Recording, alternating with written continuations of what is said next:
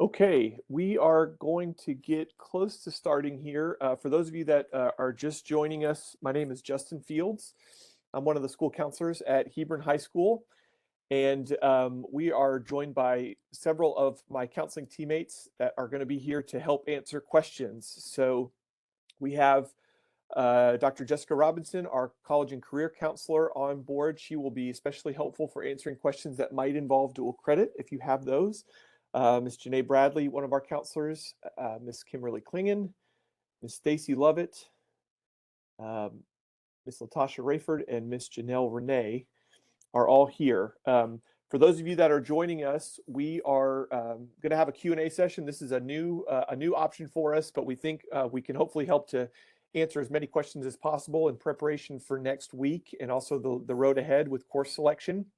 So we would invite you to type your questions into the chat, and then we will begin to either, in my counseling team, you can certainly unmute and chime in and turn on your cameras when you're answering a question if you want to elaborate on something. And then we will also use the chat feature to provide posts to links or resources that might be relevant or applicable to questions that you ask.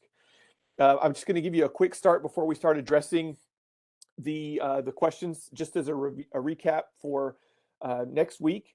We are going to, on Monday of next week, your child in advisory is going to have a live broadcast from the counseling department where we are going to give a quick 20-minute walkthrough or a review and helping them develop their final rough draft of courses that they want to pick for next year. So hopefully they've been using some of the advisory content that we've been providing. The parent information sessions we've hosted this week may have started to get conversations going in your family.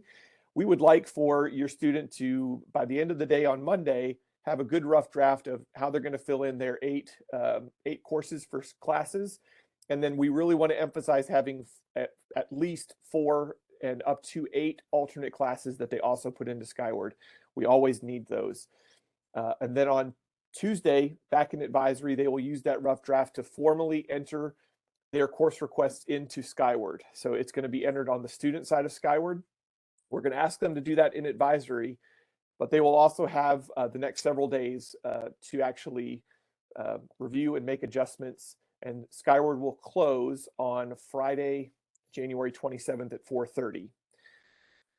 That kind of moves us into the next phase of course selection. And so the counseling department will then take some time to get organized and review requests. And then we will basically begin having individual student conferences beginning February 1st almost. And that will go all the way through almost spring break, where we will at some point in time have an individual meeting with your student about their requests. We will by then may have some questions or some adjustments that we would recommend or need to make. So for example, if your student didn't earn credit in a part of a class, we might have caught that and need to insert that or talk to them about credit recovery options. Student may have by that time reconsidered a class and may want to make an adjustment, and they can do that as well. But we want everything to be just as it's supposed to be by the end of those meetings. Then probably in May, we will have what's called course verification, which will be one last chance for you and your student to review course requests and make adjustments. So that's kind of the process ahead. Again, if you have questions, we would encourage you to drop those into the chat. We have a question. I know someone answered that about middle school Spanish. Those middle school classes for credit, you will see on your students' transcripts, and those transcripts have actually been updated and posted into Skyward as of yesterday afternoon. So if you look in the Family Access under Portfolio, you'll see an updated transcript for your student that reflects grades from the second 9 weeks of this year. Any class that has the letter J next to it, that J is a code that means that they took a middle school class that counted for high school credit. Those count for high school graduation credits, but they do not count into the high school GPA. Dr. Robinson, this question's for you. Uh, It's a great question. Do you want to answer it for the whole group? I will. I'm just reading the chat right now. 11th grader is taking AP History and AP English. Can he take dual credit English next year? So here's how it works in all of these situations. For English 4 at Hebron, if you want to pursue the dual credit section of that and the version of that that is dual credit, we pair American literature with speech. Similar to the way the dual credit classes work for juniors, one class happens on Monday, Wednesday, the other one Tuesday, Thursday. At Collin, English 1302 is the prereq for American literature. However, if students are in AP for their junior year and they get a 4 or a 5 on that AP exam, they will get credit for both English 1301 and 1302. If they only get a 3 on the AP exam, then they will only get credit for 1301. So, long story short, if the student gets a 4 or a 5 on that AP exam, then they can take English 4 dual credit. If they get a 3, then they are not allowed to do dual credit and they will need to do AP English 4. We talked yesterday at length about the pros and cons of AP versus dual credit. And I really want to emphasize to y'all again to have a family decision and a family conversation about AP versus dual credit. AP is absolutely wonderful. Dual credit is wonderful. However, dual credit is a very independent class. It is a university class. Students are expected to then behave as university students. Certain students flourish very well in that type of an environment. The independence for other students of a dual credit class becomes very, very challenging. So again, I want you guys who know your students the best to make the best decision possible and go in with eyes wide open. But in answer to the question, if you get a 4 or 5 on AP English 3 exam, then yes, I can override the prereq for English 4 on Collin's side of the system. A 3, however, will only give you partial credit for the prereq, not the whole thing. So I want to just chime in with that. So as we go through course selection, then a student would, in this situation, if that was their intention, they could talk about this with their counselor and discuss plans for that. But their actual finalization of the process, meaning that your student couldn't officially pay for their dual credit English 4 class until much later in the summer, because AP scores usually don't come out till around 4th of July. And so that would be something that your student would want to touch base with Dr. Robinson and their counselor in mid-July when we are returning. I see. And on Collin's side of the system, I would register the student in English 1301, which is English 3. And then when I got confirmation of the 4 or 5, which all I need is just a screenshot of that AP score, I would flip them on Collin's side then to the appropriate course. Okay, we have a question about tech centers. I see Ms. Klingen. What's your advice, Ms. Klingen, about students making requests for Career Center classes for their course selection? Should they put those as alternates, or what's the strategy there? Do not put Career Center classes alternates. It is perfectly fine to put Hebron classes or on-campus CTE courses, the business courses, all of those that are offered on our campus that are on our elective sheet that are single classes can be alternates or first choices, whichever one you decide. But Career Center classes have to be first choices. So if a student wants to do health science and knows they want to do health science, then please put the course number in the requests whenever they open next week. If it's they might want to do it, maybe don't put it down as an alternate.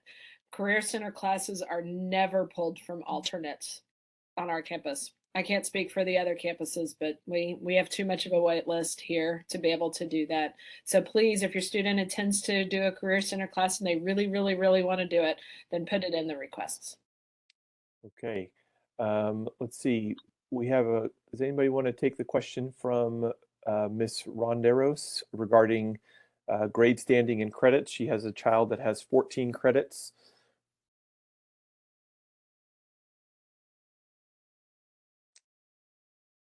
I'm happy to chime in. The question about, so grade level what grade level a student is labeled as is dependent upon their amount of credits that they've earned.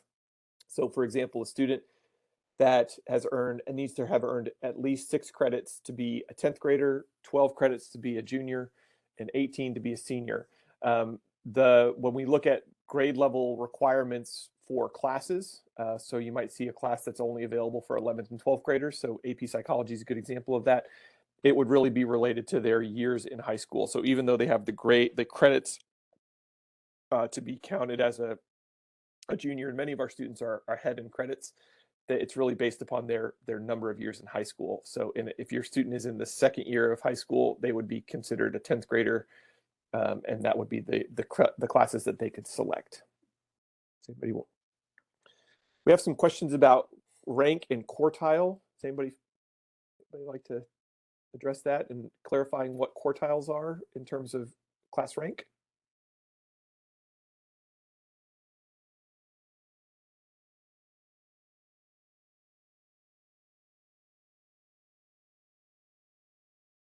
So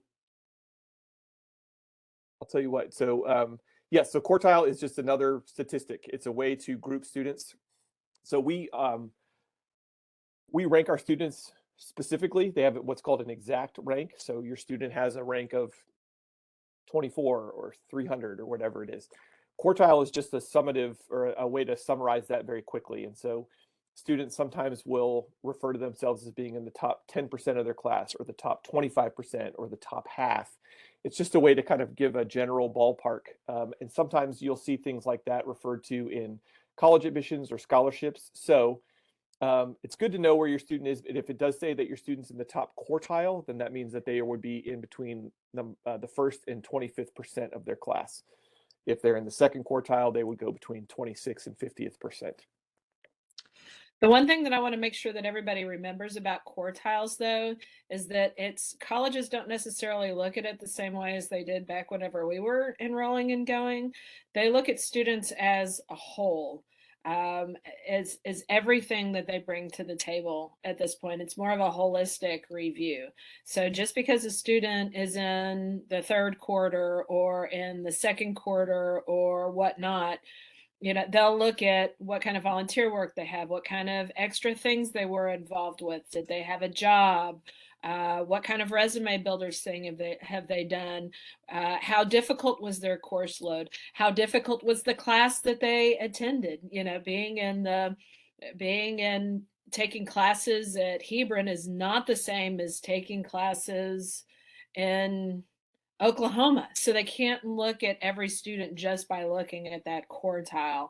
It's one of the reasons why we make sure that students are building up that resume. We have students who will get into colleges and get into programs and scholarships that are in third quarter that previously may not have gotten those, just strictly because they're looking at students holistically. So we tell students really not to get wrapped up in that number. It's more important to build up the resume than it is to focus on that. That number does not define our kids. It's who they are that defines who they are, and not a number. Our kids are not numbers.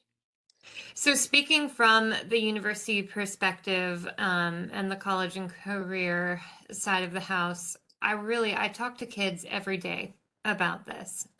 We hear a lot about how college admissions are very competitive, and to a certain extent they are, but the scoring system for the application does not work the way we think it does, where it's the land of 1,000 cuts, where they cut everyone who doesn't have the right GPA, class rank, so on and so forth, until we get down to the body of students that we can accept. Instead, as Mrs. Klingen was mentioning, it is a holistic review. There's about 10 categories. College admissions officers score on these categories 1 to 10, and then these admissions officers actually put the applications, once they add all those categories up, from highest to lowest in a big stack, and they accept the top percentile that they can take. And that's kind of the math behind that, and I like sharing that with y'all simply so that y'all can go in with eyes wide open. That again, simply because a student may not have the class rank or the GPA or the test scores that you might like to see, that doesn't mean that they are not going to get included in the decision. Because again, the scoring process is just different. And every single university uses some sort of a holistic review process like that. All right, thank you. I think there's some good questions coming up about principles of robotics as an example, and I think the robotics class, if I could, I know that there's some good answers coming in about that class. I just want to highlight. So we've hoped to offer robotics for the past couple of years, but have not been able to have a teacher for that. So I think that if your student is interested in robotics, we have 2 classes that we have on our menu for next year. If your student is interested in that, I would encourage them to request those. But this is a great example of when alternates are so important. So if your student requests, for example, Principles of Robotics Engineering and Robotics 1 next year, I would really encourage them to have 2 more credits of class in their alternates saying, if this class is not offered, what would you want to take instead? That's a great example that highlights the value of these alternate classes and how we use them. Furthermore, your students can actually put their alternate courses in order of preference in Skyward, and that's something that we assume what we see is listed at the top of the alternates is going to be their first choice, and we try and draw off of that. Ms. Shirey, you have a good question about endorsements. So I'm grinning because I'm going to give my answer to this. So endorsements are all about high school graduation. It's a requirement from the state of Texas. I think my teammates would agree with me in that sometimes the more that we talk about endorsements, sometimes the more confusing they get, and sometimes they appear to be more important than they are, quite honestly. We review endorsement progress by students as they move through high school. There are 5 different endorsements. There's arts and humanities, business and industry, public service, STEM, and multidisciplinary. So every student has to complete one of 5 endorsements. They may complete more than one, but they just need one. Most of the time, our students, if they are following the normal graduation requirements and are earning 4 credits of English, math, science, and social studies, like we generally encourage our students, all of our students to do, they're by default going to meet what's called the multidisciplinary endorsement. Which endorsement your child meets is really of no importance to their future after high school. So to give you a couple of if a student walks into school saying, I want to be a STEM endorsement, and then at graduation, we say, hey, you're a multidisciplinary endorsement, that should be fine. And that's all that really matters. We track that stuff. And quite honestly, we would rather students focus on the classes that they want to take and what's of interest to them rather than focusing on what endorsements they need to take, because the last thing that we want to do is have a student that feels like they have to take something and they've been made a decision about their future or their classes during 9th grade, for example, that they don't want to do anymore. So, most of the time students are able to meet endorsements. So I'll give you a couple other examples. If a student takes 4 credits of the same world language, then they're automatically going to meet the arts and humanities endorsement. If a student is in ROTC for 4 years, they're going to automatically meet public service endorsement. All of our band, orchestra, choir, performing arts students, if you have 4 credits of either of those, you've met the arts and humanities endorsement. So that really is kind of where we look at first. And I would say, there might be less than a handful of students that going into senior year, each of us has to say, hey, student, you need to take this class in order to satisfy an endorsement. And speaking personally for me, most of the time it has to do with science and that making sure a student has chemistry or physics. Speaking from the college and career perspective, according to a college admissions counselor, the only thing that endorsements signal to a university is that the student has chosen an area of potential interest. endorsements are set up, if you're looking at it from the college and career perspective, to help students understand what they potentially might want to study in their university and what they potentially might want to pursue in terms of a career. However, endorsements do not make any basis for college admission. Okay. I'm gonna, if Mrs. Lovett, if you're available to chime in, there's a question about AP Physics, and I know we have a couple of different versions of that. Are you available to chime in about the physics courses? Well, what I would say is that AP Physics, I mean, we're going to have that on our course selection sheet, I believe, but Mhm. whether it's going to be offered or how, if it's going to make will be dependent upon the number of selections that are, a number of kids that make that choice in selections. I believe Mrs. Mrs. Chapman just kind of posted information that is directly from our LISD course description guide that kind of talks about what algebra or what AP Physics is based on. So hopefully the person that has this question can kind of see the information that's coming from the LISD course description guide. We would love it if we had courses that could make, there's lots of courses that I know all of us would love for our kids to have access to, but it also comes down to the number of course requests and the number of teaching and staffing positions that we have in order to help our kids get those classes. So hopefully we'll have everything. I hope all of these science classes make, because it would be great for kids. As a former science teacher, I always love that.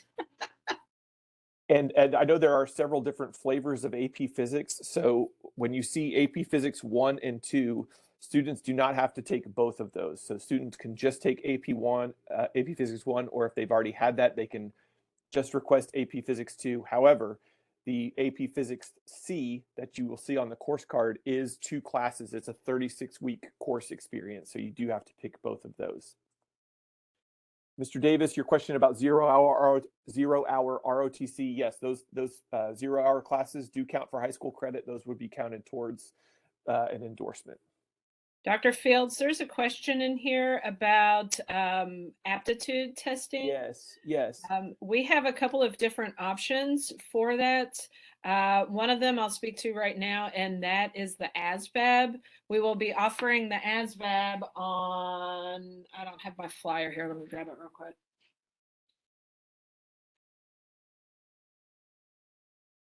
It's on February 28th.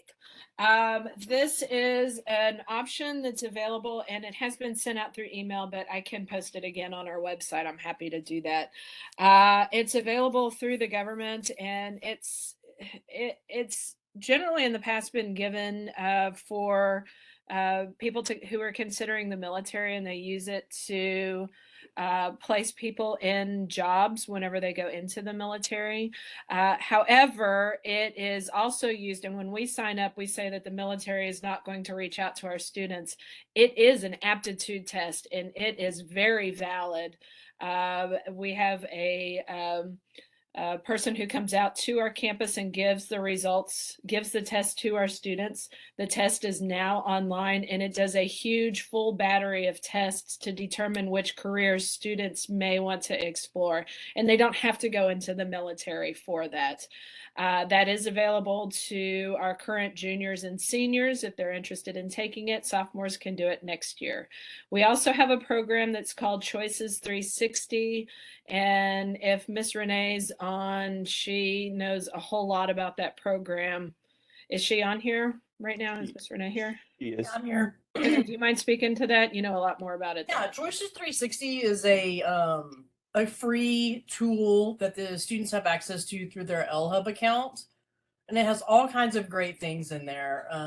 There is an aptitude test they can take that helps them match skills, things they already know about, personality. It takes all of that into consideration and matches them up with possible degrees or fields of study. And then it even breaks it down to, if it says, oh, you'd be a great veterinarian, then you can click on veterinarian, and it'll go all the way through what classes that student would take in college to be a veterinarian. It will even go as far as telling you what colleges in the state of Texas or California or wherever they want to go offers veterinarians programs. So it's a really great tool to use, definitely for our kids. I feel like our kids don't use it enough, and it's there for everybody. If the students, and I just put this in the chat, if the students are current dual credit students, I can get them other aptitude tests through Colin. Also, my favorite resource for the college and career exploration process, and I'll put this in the chat, is onetonline.org. That is a national database where the federal government has figured out every type of job in the world and where those jobs are, what skills they need, and how much education you need to do to get those jobs, as well as the typical pay. And that's also linked to Indeed and Monster. So if your kiddos are interested, they can actually go and apply for real jobs in those fields if they're interested. Again, I'll put that in the chat. All right. Good I typed questions. something wrong on here and I'd like to clarify. A student asked earlier, or excuse me, a person asked earlier if a student can take AP Pre-Cal as a sophomore. And the answer to that is if they took Algebra 2 as a freshman, then they can take the AP Pre-Cal as a sophomore. And then they can take as a junior, they can take Calc AB and Calc BC. Students were again this next year, I believe, not going to allow 10th grade students to double up on math and science courses. And the only really exception to that is if a student takes an online class as their second mathematics course. And as of right now, there's not an honors geometry or an honors algebra 2 that's available as a virtual class. So most students are not taking advantage of that. There is an AP statistics though that's offered online. Yeah. So one other question about regarding dual credit. Yes, Ms. Waterman, dual credit classes. The dual in dual credit is indicating you earn high school and college credit at the same time for taking a course. So in this example, our students earn college credit from Collin College. They develop a transcript through Collin, and your student, for example, when they complete dual credit humanities, is earning English 1301 and English 1302 credit from Collin. And then if wherever they end up going to college, they would ask that college transcript to be sent to that school. And the idea would be that they would already have taken and shown that they've mastered credit for those classes, and they would be awarded credit from whatever school that they went to. Dual credit credits are honored by out-of-state schools. Within the state of Texas, public schools, they're assured to transfer. When we start getting into out-of-state schools and out-of-state private schools, I think it is always something that a family and a student would be good to clarify those things with that particular university, since there are so many schools out there, and those could be handled in so many different ways. To also add to that, to complete your bachelor's degree, you need to do 3 things. Right now, Hebron classes are about a half credit hour or a full credit hour. At the university, they flip to 3 or 4 credit hours each. I tell you all that because to complete your bachelor's degree, you need to do 3 things. You need to get 120 credit hours total. You need to complete the core, and you need to major in something. Core plus major taken from the 120 is the number of elective hours that the student needs to fulfill. And I can't tell you exactly how many electives the student will have because different majors are different numbers of credit hours. The receiving institution, so wherever your kiddos end up going to university, reserves the right to apply the credits to the degree however they want to. However, if it is university level and if the student passes the course, legally those classes have to be accepted by the university. The big question that you guys need to work with the admissions counselors and the advisors at the universities about with dual credit and with AP is how they will apply them to the degree. Is it core? Is it elective, or is that class going to meet a requirement of the major? And again, that's work that the family needs to do, and we are very hesitant to speak on behalf of another university. So again, make sure you present that unofficial transcript from Colin or that AP score report if you choose to do AP, and bring that into the admissions conversations with you. Okay, thank you. Okay, we have two, yeah, so there's a good question. Let's see if anybody on the counseling team wants to jump in and speak to this. Question about a fourth math class. The students taken Algebra 1, Geometry, and Algebra 2, but struggled through math. We see two options up here, math models and college prep math. Does anybody on the counseling team want to turn the mic on and just share what some of those are and how they might be a good choice for a student? I would. I Okay, can talk great. about those. Okay, so the state used to have it so that the math models class had to go before Algebra 2. So a student who would do math models would do Algebra 1, Geometry, math models, and then Algebra 2 is their fourth. That's still how we usually recommend math models is put into the schedule. But whenever the state made changes, we can offer that as a fourth math. I just put that out there as a stipulation that it's not as much of a I need some help getting ready for college as some of our other options. College prep math, though, is a fourth math. Algebra 2 is a prerequisite for it, and it does an excellent job for a student who is getting ready to go to college and doesn't necessarily have the confidence for going straight into that college algebra class or that business math class or one of those. It fills in gaps in learning in the math area that may be in existence. We do have some students who take that because pre-cal is supposed to be the recommended class, or statistics is supposed to be the next recommended class, but they don't want to do something that's quite that rigorous. And it's really not necessarily for going backwards. On the other hand, if a student has done pre-cal, then college prep math would not be the direction to go. But for a student who is an Algebra 1, Geometry, Algebra 2. Oh my gosh, how in the world am I going to make it through this fourth math class and be ready for college math? This is an excellent class to take. I've never had anybody come in and say, oh, this is awful, I'm not getting anything out of this, because everything is completely relevant to what they are doing and what they are going to learn and what they're going to use it for. Anybody else want to add? I think that's a great answer. Thank you.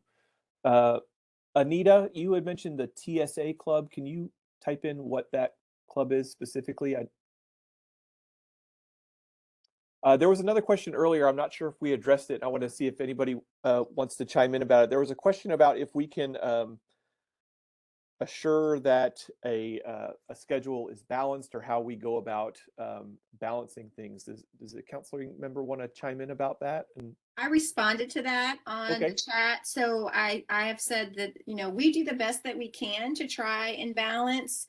That is not always possible, just depending on what our master schedule is looking like. We may or may not be able to. I mean, we do the best we can. We understand, none of us really want students to have 4 honors level or 4 AP classes at the same exact time. We don't want that for our students either.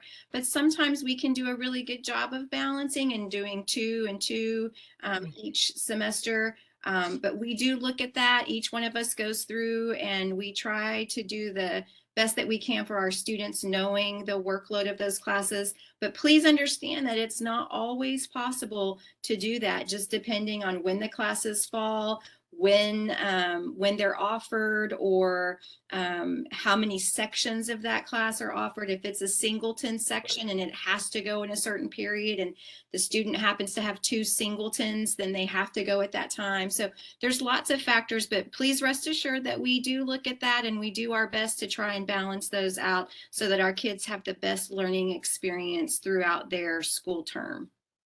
Yeah, I think another point to add to that is when all of us look at your students' top 8 period course requests, our goal is to hopefully get all of those 8 classes into their schedule. And we would put that as the goal first, beyond checking if it's balanced or not. That's our goal to do that. If it can be balanced, that's great. I think the other thing to mention is that sometimes students' course requests by default are going to create imbalance. So the easiest example of that would be any athlete, band, choir, orchestra member who also does, those classes are all 36 weeks long, full year. And if any of those students want to take a course at the Tech Center, which is a 2-period chunk, then by default, that student is going to have 3 core courses likely during one of their semesters. That's the way that puzzle has to be solved. So those are situations where there might not be any choice in it. But again, our goal is your student has given us, this is what my top 8 choices, and we would like to make those into a schedule. Also, if you're looking at it from the university perspective and from the course rigor perspective, the calculation for dual credit and AP is at least 2 hours of outside of course work for every 1 hour that the student is physically in that class. So the real question becomes, does the student have the time, the motivation, and the commitment to spend that extra time outside of class doing the work so that they can be successful? Or would they prefer to go about earning that high school credit in a different manner?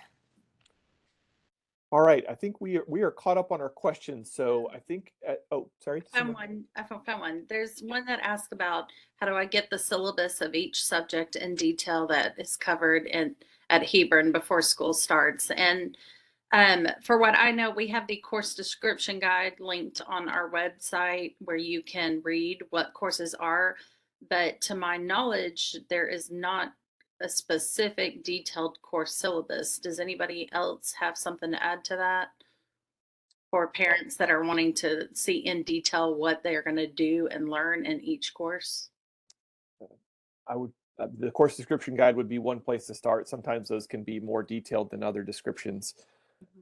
Yeah, my advice, I mean, I'm not sure what this question is leading to, like what information they're trying to get out of this. But if a student, let's say, is in world history this year and they want to know what the curriculum for AP US history is going to be next year, whether they can do it or not, that can be an easy conversation that student can have with either their current world history teacher, or the world history teacher can put them in contact with one of our AP US history teachers. So if it's, I need to know what's being covered to make the right course selection, that is where your student needs to be a little more proactive in asking those questions, with their current teachers now, so they can help them with that. Okay, thank you. There is a question about a typing and a keyboarding class. We do not offer a class like that, but I believe that we do cover some of those elements in business information management. Ms. Klingen's nodding good, thank you. So they do cover that. That's where our students are going to get some of that content. That's not the whole focus of the class, but they do cover keyboarding. Another good question from Joe Davis about signing up for half credit class Sports and Entertainment Marketing 1. They will not be auto enrolled in Sports and Entertainment Marketing 2. That's an example where students have to request both of those classes. There are some classes at the Tech Center where classes are auto joined. So when your student requests the first class in a pair, it will automatically say, hey, this class is it's called a co-requisite or co-rec. It's gonna say this student has to take this class, and they'll add that to that automatically. We'll give some instruction and post that in our Skyward course entry instructions, but in your example, Mr. Davis, they would specifically ask for both of those. And go ahead, please. I think that's due to, we have a lot of students that took Sports and Entertainment Marketing 1 this year, and they're going to want Sports and Entertainment Marketing 2 next year, that they'll pick something else to pair it with, whether it's health or creative writing or whatever it is that we offer that they're interested in. Right. I can say if a student is signing up for a 9-week course, I always ask them to give me multiple 9-week alternatives, because not every 9-week course is offered every single time and available. And so we definitely need alternates when choosing 9-week electives. Right. And with the crossover from students who've taken the other class, our students who are signing up to do sports entertainment marketing one and are going to sign up for both of them, they may not necessarily pair up, even though we're able to get both of them. They may not be in the same period and there may be some conflicts. So it takes a little bit of crossover for us to get the system to get back up to, all right, these students who are requesting this one is also requesting this one, so that it'll be 1-to-1. And it takes usually a year or two for that to even out. Ms. Shirey, you asked about TSI exemptions. That's a good one. So it depends on what dual credit classes a student is requesting. So if a student is wanting to take the dual credit humanities course, for example, which is English 3 and US history, that they just need to seek a waiver or an exemption for the English. Their math score in this example would not affect their ability to participate in the dual credit humanities. Now, on the alternative side, if they were wanting to do dual credit stats, they would need to have a qualifying score for that. So that's how it works. It just depends on the subject. I want to be, oh, go ahead. Yep. Interestingly, you would think that econ for seniors would be considered both reading and writing intensive as well as math intensive. For some reason, the state of Texas has decided that econ is reading and writing intensive. So in that example, math would not affect the student's ability to take econ. But econ is a very math heavy class in terms of dual credit. So I want families to go in with eyes wide open that if the student isn't necessarily as strong in math, econ truly may feel like a more difficult subject. Right. I want to be mindful of our time. So I think we're caught up on questions. I think I just want to ask our counseling team if they want to offer their one greatest hit or maybe one suggestion for parents as they walk into next week. What's something that you hope they remember, whether it's about courses or about the course selection process? So does anybody want to chime in, and we'll just use that as a way to close. And and Ms. Shirey, for economics and history, they need to just meet the English or the reading and writing criteria. They don't need to meet math TSI to be in those classes. Does anybody want to start with their final recommendation or tip? I would start with keep in mind the courses that are needed for graduation first, and any programs that your child is signed up for. Like if they're in band, go ahead and schedule that in your English, math, science, social studies. Each student needs a fine art credit, a PE credit, 2 of the same foreign language, like Spanish 1 and Spanish 2. So I would always start with that, and then you see what room you have left over before you start looking at electives or career center courses. And your current teachers are a wealth of knowledge. And please know you can also reach out to them for recommendations if you're considering the next step in that area. Right. Thank you. I would say that I have a little tidbit that I like to share is that encourage your kiddos to do some exploration while they're in high school. Now is the time for them to try out different types of electives. It gives them a good sense of whether they are going to like that content or like that particular subject for studying at the next level. I think a lot of times kids get one thing focused in their mind, and that's what they think they're going to do, and they kind of commit to that, and it works out great in college. Fantastic. But then I think a lot of our kids need that exploration to see what they like, what they don't like. They may think that they want to have a career in X, but when they get in that elective class and they actually do the work of that particular class, they may find out, you know what, I really don't really enjoy this subject. And so I think high school is a time for kids to be able to explore lots of different elective options to kind of find a path for their future. So I think that's probably one of my biggest things that I try to talk to kids about. All right.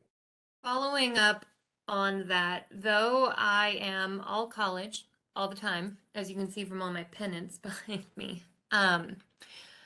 I want y'all as a family to make the right decision for your kiddo. And I want your kiddo to own their decision, whether or not they do on-level, advanced, honors, AP, dual credit. We want your kids to be happy and healthy and whole human beings. And we are here to support you guys and your family in that process. And if that happens to include AP or dual credit or a long conversation with me about the university, that's wonderful.